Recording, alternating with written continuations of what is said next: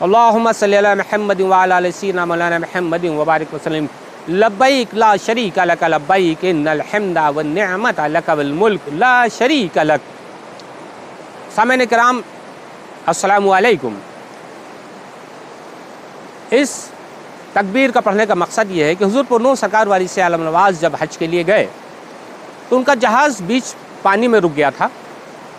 روایتوں کے حوالے سے آپ کے سماعتوں کے حوالے کرتے ہیں، سرکار وارث عالم نواز جب 12 یا 14 سال کی عمر شریف تھی آپ کی، تو آپ کے پیر سینا خادم علی شاہ صاحب کا پردہ ہو گیا۔ اس کے بعد رسماً آپ کی دستار کی گئی، آپ نے دستار تو ٹنڈے کواکچی کو دے دی اور وہاں سے اپنے گھر رخصت ہو گئے۔ رات میں سینا خادم علی شاہ صاحب نے بشارت دی کہ شہزادے اب دیر کاہے کی، جاؤ نانا رحمت عالم صلی اللہ علیہ وسلم کا دیدار کر کے آؤ۔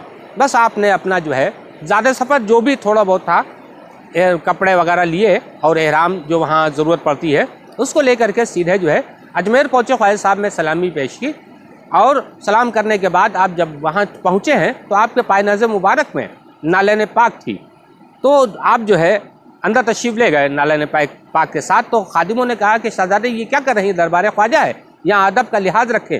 تو آپ نے جو ہے اس کو بغل میں دبا لیا۔ تو جب وہاں کچھ قلندر لوگ بیٹھے ہوئے تھے، کیا لگا شہزادے کیا اس میں روٹی ہے؟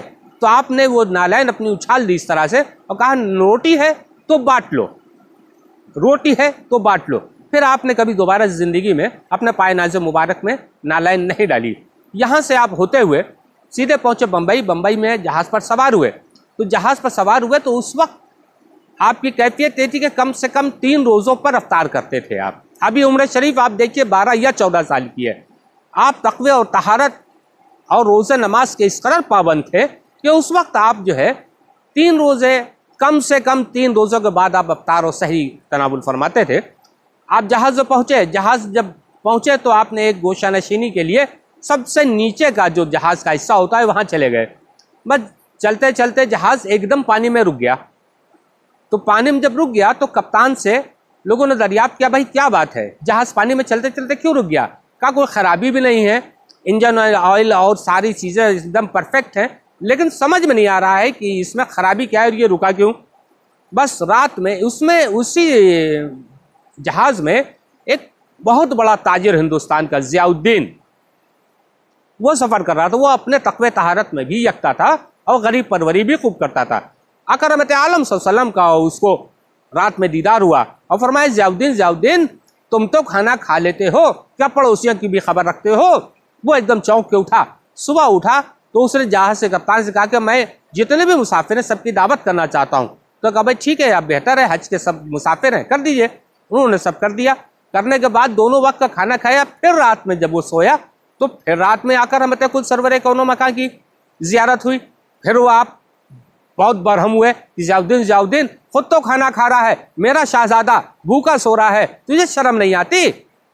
بس ضیاء الدین پھر ایک دم گھبرا کر کے اٹھ گئے۔ تو صبح کیا کیا اس نے کہ سب پھر سے دعوت کری، سب کو ایک ایک کونے سے لے کے آئے، پھر بھی ایسا نہیں ہوا۔ پھر تیسری رات جب وہ سوئے ضیاء الدین، پھر رات میں خواب میں آ کر رحمت کل سرور کون و مکان کی بشارت ہوئی کہ میرا شہزادہ بھوکا ہے، ضیاء الدین تو اور جہاز والے کھانا کھا رہے ہیں۔ وہ جب صبح اٹھا ہے تو اس نے جہاز کے کپتان سے کہا کہ آپ مجھے جو بھی اس میں مسافر ہیں ان کی لسٹ دے دیجئے۔ اس نے لسٹ سے نام بنام سب کو پکارا تو پایا کہ ایک مسافر جو غیر حاضر ہے اس کا نام سیدنا وارث علی شاہ ہے۔ وہ تلاشتا پہنچا، سارے خطے میں دیکھ ڈالا، کہیں نہیں ملا۔ تو پھر وہ جہاز کے نچلے حصے میں جب پہنچا، میرا مالک سرکار وارث عالم نواز اس دن 7 روزے پر تھے۔ آپ کا 7واں روزہ تھا، کیونکہ آپ زیادہ سفر کچھ لے کے بھی نہیں گئے تھے اور قناعت کی منزل ہی فقر کی منزل ہے۔ 7واں روزہ آپ کا تھا۔ تو بس وہ گیا، آپ جو تھے وہ مشغول یاد الہی میں تھے، ہاتھ باندھ کے کھڑا رہا۔ تو سرکار وارث عالم نواز نے پوچھا کیا بات ہے ضیاء الدین؟ کہا حضور ہم سب پر احسان کریں تو جہاز چلنے کا کوئی سبب بنے، آپ تناول فرما لیجئے تو شاید ہماری مشکلات حل ہو جائے، کیونکہ آپ کے نانا مجھے روز ڈانٹ رہے ہیں اور ہم آپ کو تلاشتے تھک گئے، آپ یہاں مشغول ہیں یاد الہی میں۔ سرکار مسکرائے۔ جب افطار کا وقت آیا تو آپ اوپر تشریف لے گئے، آپ نے کچھ تناول فرمائے 2-1 لقمے میں، بس ادھر تناول فرمانا تھا۔ مغرب کی اذان نماز کے بعد جیسے سرکار وارث عالم نواز نے سلام پھیرا ہے، جہاز اپنے آپ چلنے لگا۔